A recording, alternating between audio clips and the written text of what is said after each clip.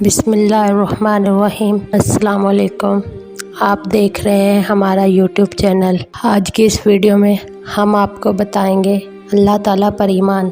اللہ تعالیٰ پر ایمان کا عموم مفہوم یہ ہے کہ اس کی طرف سے عطا فرمودہ وحی پر ایمان لایا جائے۔ اللہ تعالیٰ کی ایک حیثیت یہ ہے کہ وہ خالق کائنات ہے۔ کائنات کا نظم و نسق اس کے مقررہ کردہ قوانین کے ماتحت سرگرم عمل ہے اور ان قوانین پر اس کا کنٹرول ہے۔ کائنات کی شاہکار مخلوق انسان کے لیے بھی اس طرح کے قوانین مرتب ہے۔ دن کا سرچشمہ وحی کی آخری ہدایت قرآن مجید ہے۔ اس کی روح سے ربوبیت، ملوکیت اور عبودیت کے تمام حقوق صرف اسی ذات کے لیے ہیں۔ خلیفۃ اللہ فی الارض۔ انسان صرف جسم کا نام نہیں بلکہ اس جسم کے علاوہ ایک اور شے بھی ہے جسے اس کی ذات کہتے ہیں۔ انسانی ذات جو کہ اللہ تعالیٰ کی ودیعت کردہ ہے اور اپنے مقام پر مستقل حیثیت رکھتی ہے۔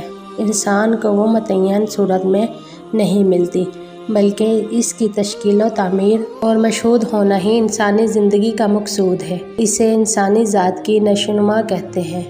انسانی ذات کی یہ نشوونما اللہ تعالیٰ کی صفات سے ہوتی ہے۔ قرآن مجید نے اللہ تعالیٰ کی ان صفات کو اس تفصیل اور وضاحت سے بیان کیا ہے کہ انسان کے لیے ان کے معیار بننے میں کسی قسم کا شک و شبہ یا ابہام باقی نہیں رہ سکتا۔ قرآن مجید نے وہ ضابطہ بھی فراہم کیا ہے جس کے مطابق زندگی بسر کرنے سے انسانی ذات کی چھپی اور سوئی ہوئی صفات کی نمود ہو جاتی ہے یا بالفاظ دیگر انسانی ذات کی نشوونما ہوتی ہے اور وہ خلیفۃ اللہ فی الارض کے مقام و مرتبے پر فائز ہوتا ہے۔ اس طرح وہ اللہ تعالیٰ کے رنگ میں رنگا جاتا ہے اور اسے قرب خداوندی حاصل ہو جاتا ہے۔ زمین پر خلیفۃ اللہ ہونے کے ناطے انسان کو قرآن مجید میں بیان کی گئی اللہ تعالیٰ کی صفات کو عملی طور پر اپنی زندگی میں منعکس کرنا ہے۔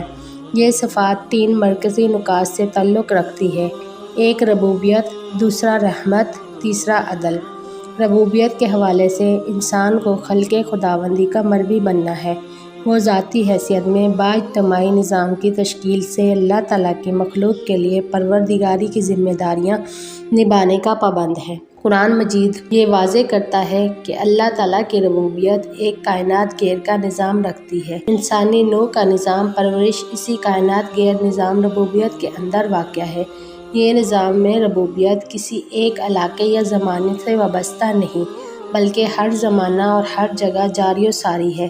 اسے دیکھ کر ایک انسان کی سالم فطرت چاہتی ہے کہ وہ ایک رب کا اقرار کرے، کائنات کے پروردگار کو تسلیم کرے اور پھر اس کا جو عام انسانیت کے ساتھ تعلق ہے اس کا تعین کر کے اپنی ربوبیت کو عمومی ربوبیت کا عکس سمجھے اور خود کو رب العالمین کا عکس اور رب الناس کا خلیفہ سمجھے۔ انسان کی اپنی ربوبیت کا دائرہ خاندانی پرورش کے چھوٹے یونٹ سے شروع ہو کر حد الوسط اقارب، اس کے چوگرد سماج، اس کی قوم اور عام انسانیت تک محیط ہے۔ صفات رحمت کے حوالے سے انسان کو خلق کے حق میں سراسر شفقت اور محبت کا عملی مظہر بننا ہے اور انسان اپنی تمام حیثیتوں اور مرتبوں کو انسانیت کے مفاد میں شفقت اور محبت کا پیکر بند استعمال کرنے کا ذمہ دار ہے۔ اس طرح عدل کے معنی انصاف کے ہیں اور وسیع مفہوم میں توازن کا لفظ عدل کا ہم معنی ہے۔ یہ توازن ہی انسان کو زندگی کے ہر شعبے میں قائم رکھنا ہے۔